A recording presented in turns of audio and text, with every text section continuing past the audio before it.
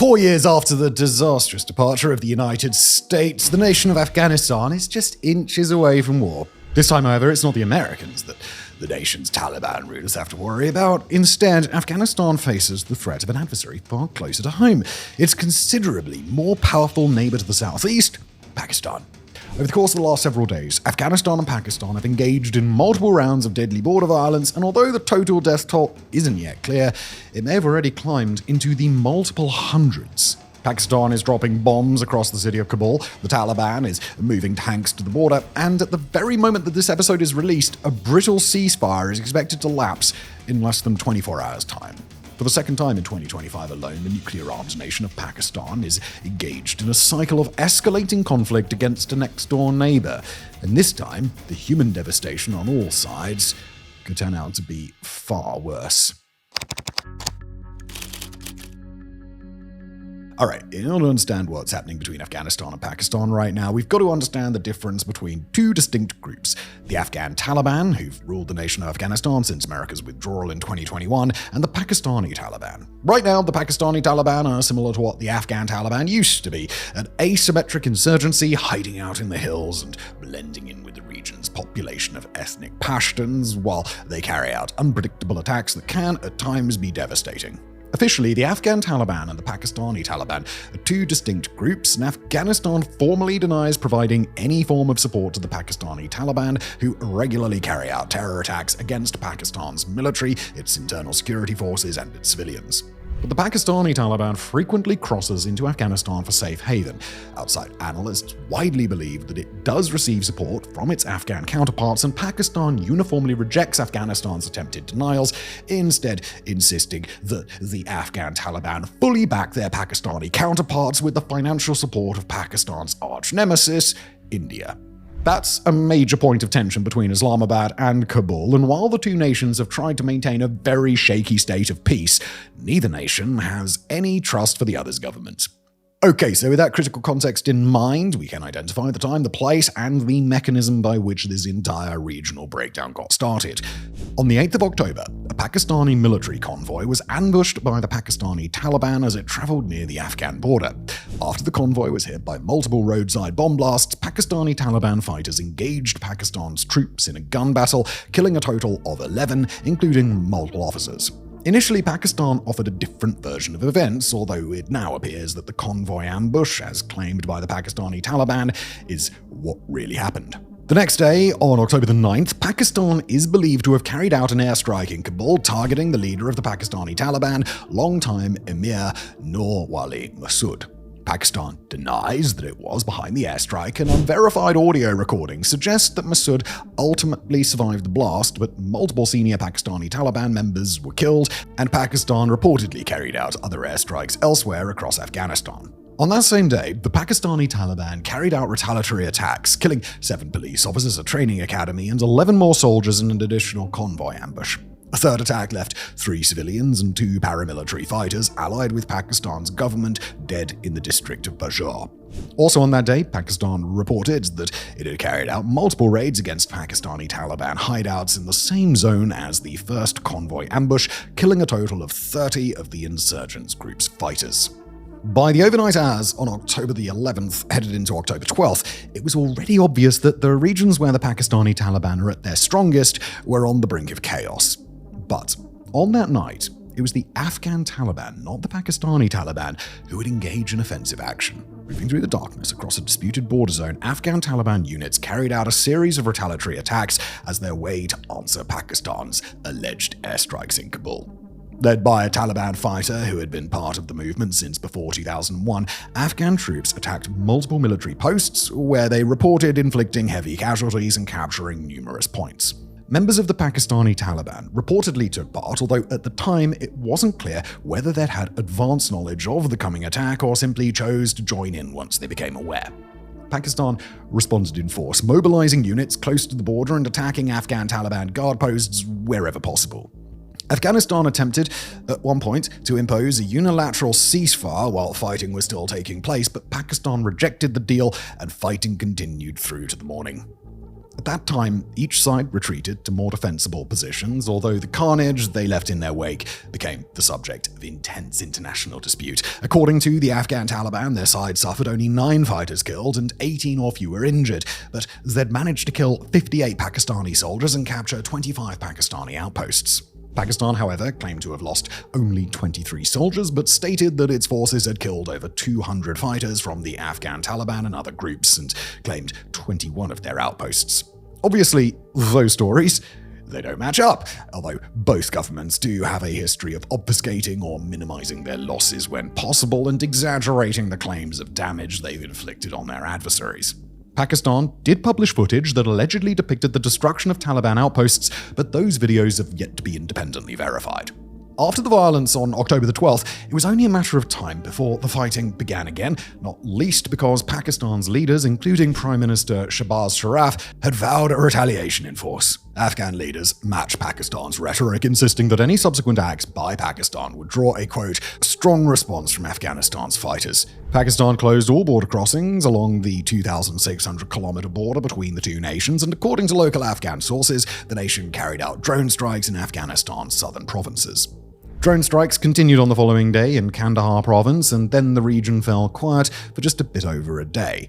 But overnight on the 14th of October into the 15th, Pakistan alleged that the Afghan and Pakistani Taliban had opened fire, together pouring bullets and heavy munitions into Pakistan's territory. According to Pakistan, nobody was hurt, and the act seemed to be more of a show of force, though Pakistan did respond with mortar fire, which it claimed was responsible for the death of another 20 Taliban fighters. Within a few hours after that brief exchange, on the morning of October the 15th, the border zone was rocked by the worst phase of fighting yet. On that day, all hell broke loose across the border zone, with Afghan and Pakistani fighters firing on each other from afar, and each side reporting attempted infantry attacks against their positions. In Pakistan, the border city of Chaman came under heavy shelling from across the Pakistani border, where several civilians were reported to have been killed. Pakistani drones struck Afghan positions near the border, while airstrikes hit the Afghan Taliban headquarters in Kandahar and rained down again, this time repeatedly, across the capital city of Kabul. Video showed antique tanks under the Afghan Taliban's control rolling toward the border to assist an estimated 700 Taliban fighters or more who had arrived just before the fighting broke out and took up positions to bolster their allies who were already present in the border zone. Pakistan admitted the loss of at least 7 Pakistani soldiers, while Afghanistan claimed at least 15 of its own civilians killed and over 80 women and children wounded in the district of Spin Boldak. On both sides, the true death toll is expected to be a good deal higher, while it currently appears that Afghanistan suffered the loss of significant amounts of heavy fighting equipment, including multiple tanks. If there was one bright spot amidst all the death and destruction, it was that the fighting on the 15th didn't last long. By the late afternoon, both Pakistan and Afghanistan had agreed to a ceasefire. It wasn't slated to last very long. Instead, it'll expire in the late afternoon on Friday the 17th, local time at the Afghanistan-Pakistan border, unless it's extended between now and then. But, at least for now, the fighting is on pause. And now a quick word from our sponsor, me, or more precisely, my website, fronts.co. Have you ever found yourself thinking, there's just not enough content on WarFronts. 6 videos a week is just not enough for me. I want the world to be crazier. I want more war, more death. Well, 1, what's wrong with you? And 2, well, great news. Extra WarFronts content is now at your fingertips over at fronts.co. Look at that. Yes, starting this very week, we'll be posting 2 exclusive videos every week to our new subscriber-only website, fronts.co.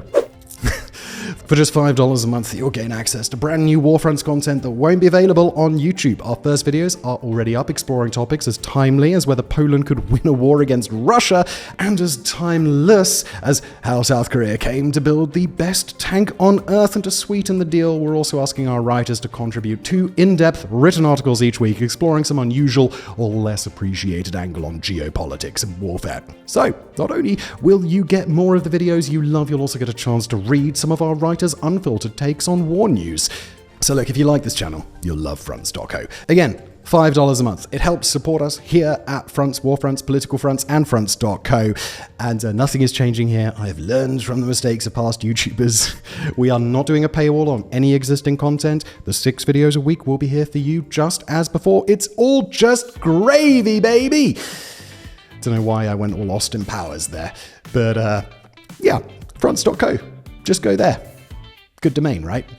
It was expensive.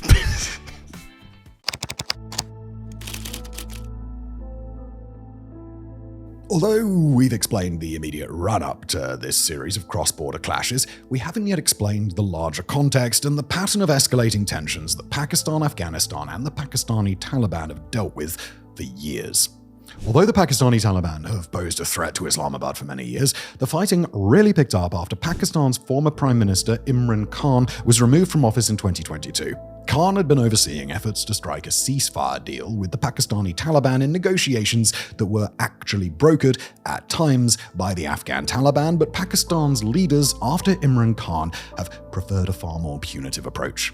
Between the first of this year and the end of September, Pakistani authorities have been broadening their crackdown against the group, with the Islamabad-based Center for Research and Security Studies counting 2,414 deaths in that 9-month span. If those numbers hold consistent, then 2025 will be a far deadlier year for Pakistan's anti-Taliban operations than 2024. The Pakistani Taliban bear massive responsibility for the increased death toll after increasing the pace of suicide attacks, ambushes, and other assaults across the country, especially in the north. According to the ACLED, the Pakistani Taliban have launched over 600 attacks this year so far, more than 2 a day, and on pace to be their most active year in the last decade. At the same time, Pakistan's relations with the Afghan Taliban have continued to deteriorate, not least because Pakistan intermittently conducts airstrikes on Afghan soil, targeting what it claims are hideouts for the Pakistani Taliban. The government in Afghanistan has always taken umbrage to those strikes, although Pakistan's operations haven't typically led to direct escalation since, until now, they haven't targeted major population centers, least of all Kabul. At the same time, even though Afghanistan denies supporting the Pakistani Taliban, the government there is very hesitant to take any action against the group. Try that, and hardliners within the Afghan governments would likely take the side of the Pakistani Taliban, bringing their fighters with them.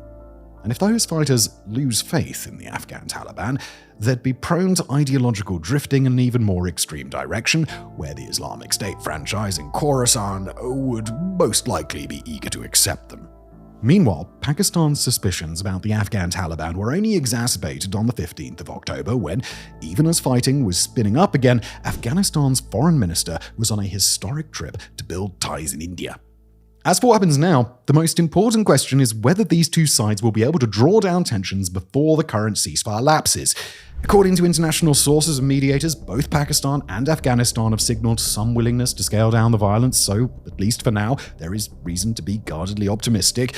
But in the event that a more extended ceasefire arrangement doesn't emerge in the mere 48 hours available, we've got to be asking a second question: could this crisis spiral into all-out war?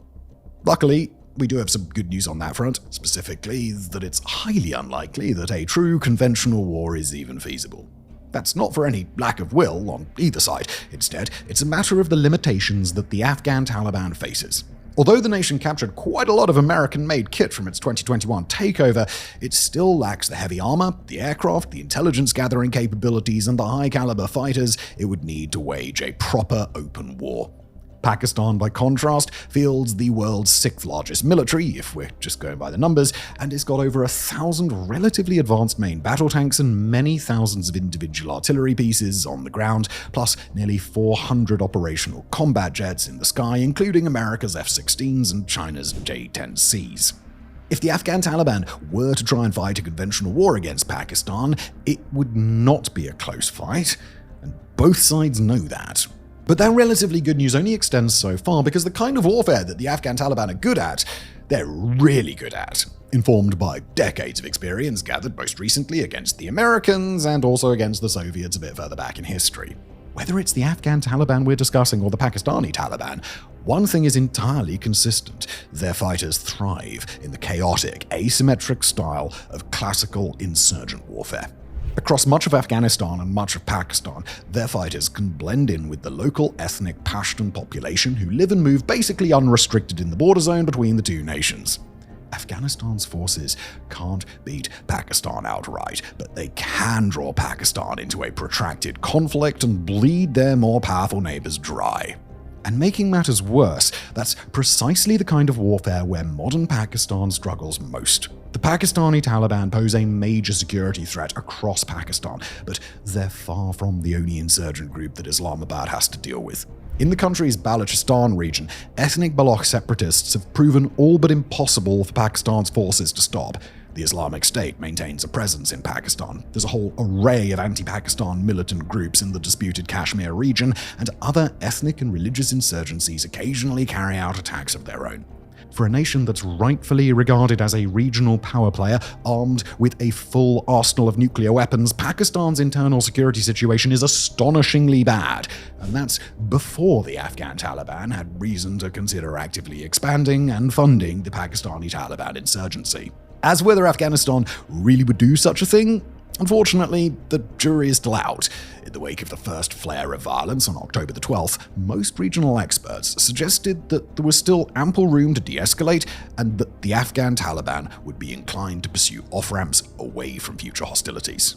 Now, however, these assessments are starting to change after Pakistan has demonstrated a willingness to strike Kabul with impunity and has signaled that it may believe it has nothing to fear from Afghanistan besides limited border skirmishes. Remember, according to the conventional balance of power, it is Pakistan that has the clear upper hand.